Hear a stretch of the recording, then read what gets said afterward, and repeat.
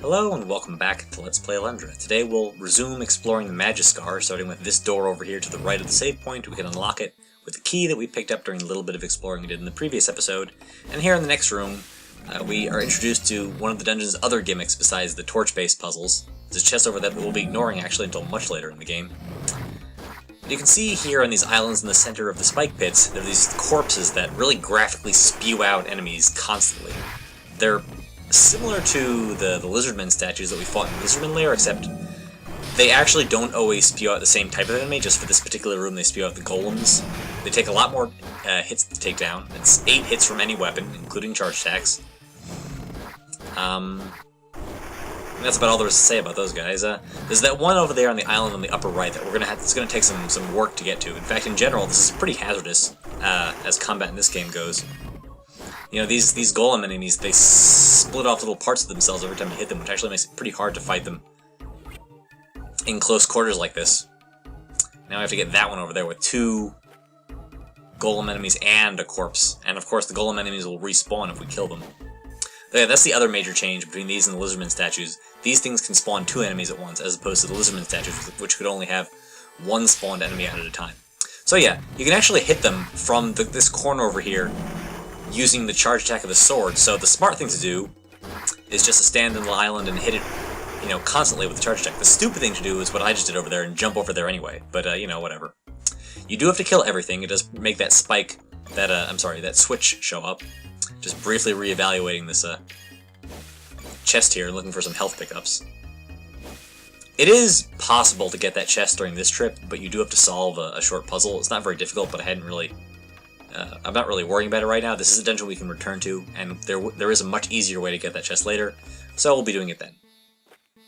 Again, the actual standard puzzle for this room is pretty straightforward. Just hit the switch, these platforms, switch direction, and we can use the bomb now. Yes, thank you, the bomb. No, the bomb. Yes, there we go. The bomb to reverse the platforms again, and proceed to the next room. Or we can miss the switch entirely and have to do it all over again. Yeah, it's another one of those areas where perspective screws us over a little bit. Alright, that's enough of that. Up here, and yeah, you can use those braziers with a little bit of effort to burn down the Briar surrounding the chest, but again, we'll take care of that later without having to worry about the puzzle. So here we are, I get another room. Looks actually very similar to the room with the save point in it. We'll be heading down into the pit a little bit later, but for now we want to head across these moving platforms, pick up this barrel, and over here to the upper right-hand corner. Still more golems, not particularly exciting, no interesting combat. This switch, and hint hint, get a bunch of braziers, which means that we can burn down this briar patch and enter this room.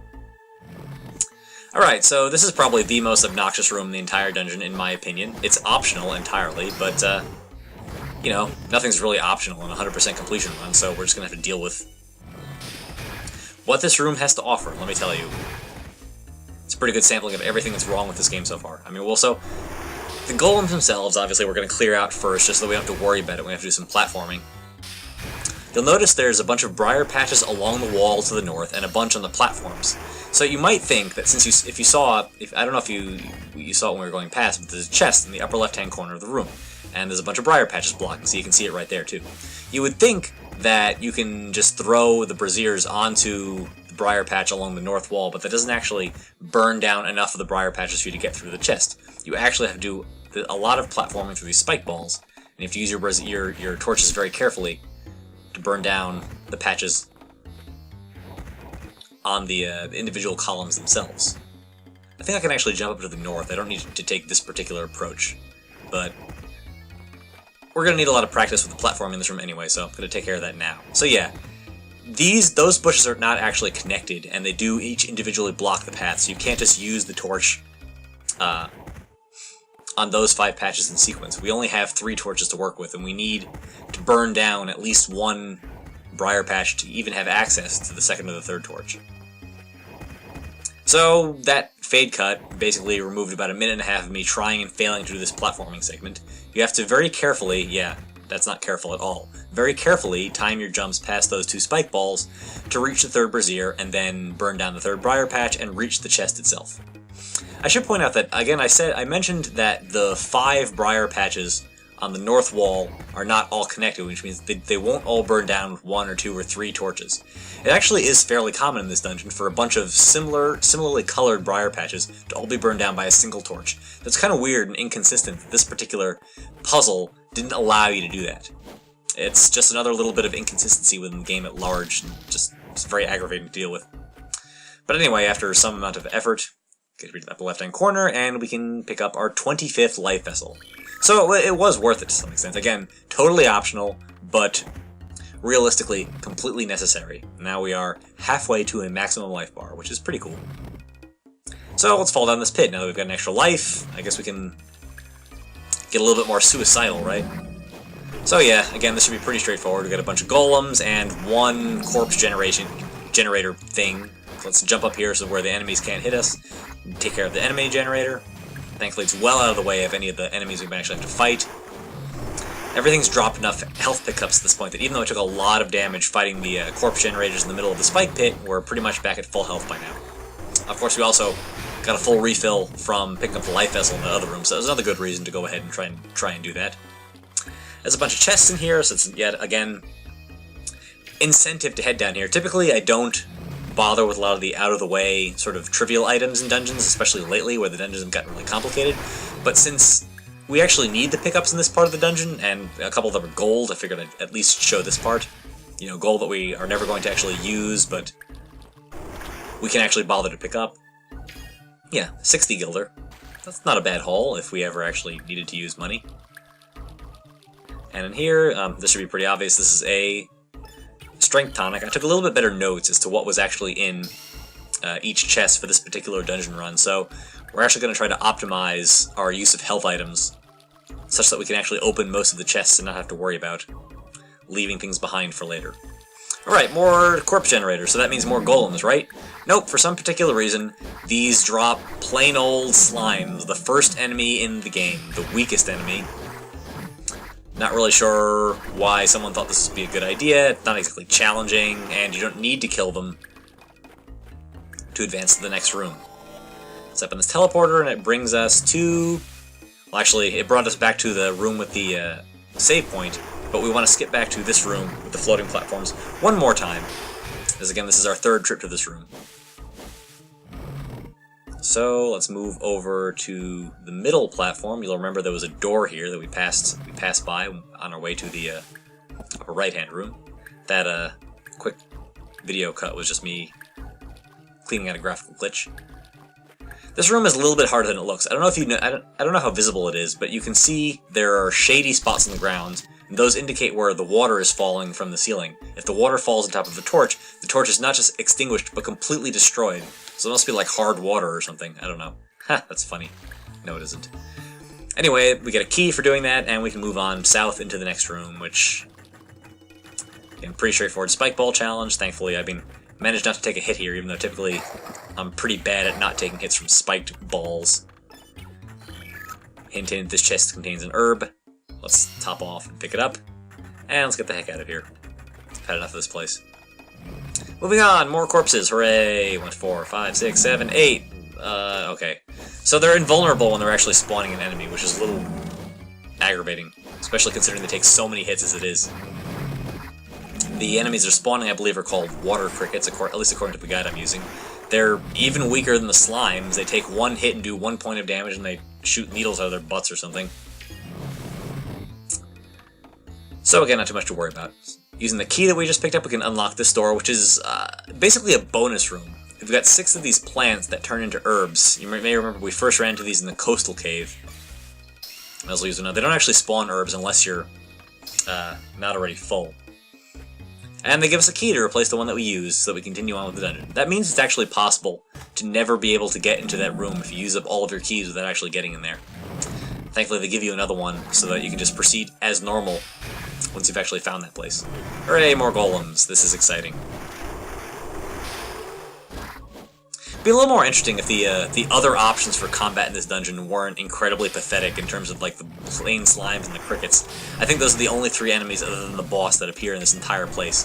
It does, however, especially considering the corpse generators, go well with the dungeon's general theme of being sort of the mythical source of life, you know, and the alpha and the omega for what villagers consider to be the source of life, you know, in Inoa and the Torla region in general.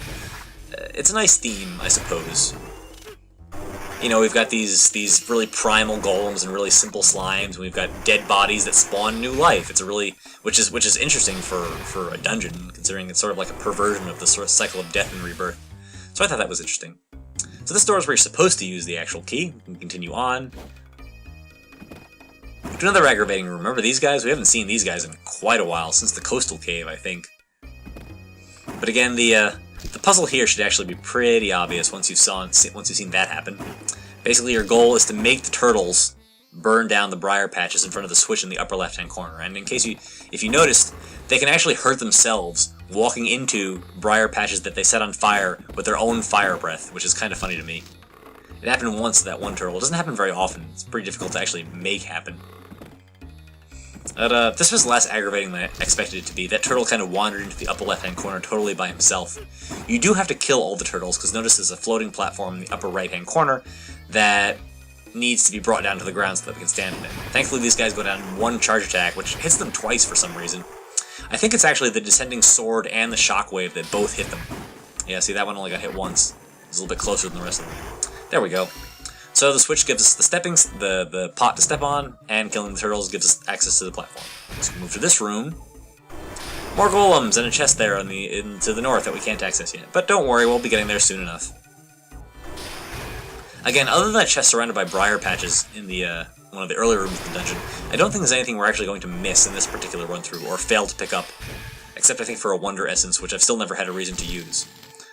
Burn this right one down first, into the teleporter, and that brings us to the chest that we saw just a minute ago. See, I wasn't lying. Usually I am. I'm usually not. 30 more guilders, totally worth it. Not really. So the other teleporter, and that brings us to this brand new room with another one of those manual control platforms, and a bunch of spike balls. Again, as usual, it's really hard to tell where these balls are actually falling onto, so you just kind of have to be very cautious. Move here to the lower right-hand corner, we can pick up a key. Oop, just really don't want to hit those balls. Yeah. Oops, got one anyway. Sigh. Make your way back to the teleporter, and you'll be on the other side of the left room now. You can pick up this torch. Yes, you're not supposed to hit yourself, but I figured to do it for flavor. I don't know. Alright, back here again. We can jump to the left now. Thankfully I made that jump on the first try. I didn't have to worry too much about falling back into the spike pit. Top ourselves off on health. The game is generous enough to give us some life drops for once from the pots. And move up here. Hooray, more corpses. It's probably the second grossest thing in the game after the mimics. Thankfully these guys start, again, without any spawned enemies already, so it's actually pretty easy to take care of everything. That chest contains a magic elixir. I lied, I'm sorry, I forgot. There was at least one chest we didn't bother picking up because we didn't need it. You can ride the platform up and pick up the torch and burn down the patches blocking the way, but again, we'll skip it for now. So we'll go to this room and just burn and take care of this as basically exactly as expected. It's another one of those rooms where there's water dripping from the ceiling, so just to be a little careful. You can also accidentally run into one of the briar patches and it'll force you to lose holding at the time. Throw it into whatever happens to be around you. The game was nice enough to also provide a brazier here on the south in case you were heading the other direction, so that's nice. Brings us to this room where hitting that switch gives you a barrel and a brazier. The barrel you can drop here, which uses a stepping stone to get back to the north, and open up that chest. The hardest part of this puzzle for me was not accidentally picking up the torch when I meant to pick up the barrel, because obviously once you pick up the torch, the only thing you can do is throw it and break it, and then you have to reset the puzzle, which is obnoxious. Now the gold bar, a surprising amount of these, I guess the dead bodies were buried with their gold or something, I'm not really sure. You know, there's a bunch of more corpses here that spawn water crickets, but we don't really care about that. What we want to do is position ourselves over this lower right-hand, stone block. Again, you can stop these platforms by jumping up and down, but it's really a pain to get it exactly where you want it to be. Throw a bomb down there. And of course, we could also just walk down there and tank a bunch of hits. We roll into, we jump down that pit, and it brings us to this room, which was brand new, I believe. We haven't seen this one before. It's a teleporter, which brings us, I believe this will bring us back to the main room. The one with the save point. Yes, there we go. So we're way up north now. We can hit this switch and access this path to the north. Any minute now, thank you. No, path to the north. To the north, yes, the door just opened. Thank you. Alright, so we've got a little diagram with a little manji on it. And a door up here to the upper right. Let's go check this place out. This is actually one of the most generous treasure rooms in the entire game. First thing we're going to do is pick up this torch, burn down these... Yeah, see? So those bushes are all considered to be connected. You burn all of them down at once. I don't know what the deal is with the other room with the life vessel. Yeah, there's a magic elixir, and I believe this one is a wonder essence, and there's one to the north, which I'm going to pick up in a second, which I believe contains a strength elixir. None of which we need right now, but I will, in the next video, be going to pick up the strength elixir again, because I happen to take some damage. It's good to know these are here, because they're pretty easy to get to, and this dungeon can be revisited. Anyway, heading back out, we'll head back out to the main room. This is one of those... So you'll notice there are 4 switches. This is one of those areas where you have to visit 4 rooms, each of which gives you a clue that tells you which position each switch has to be in. We'll find that out when we explore each of these 4 rooms in the next episode of Let's Play Alundra. After I hit a teleporter, I will see you then.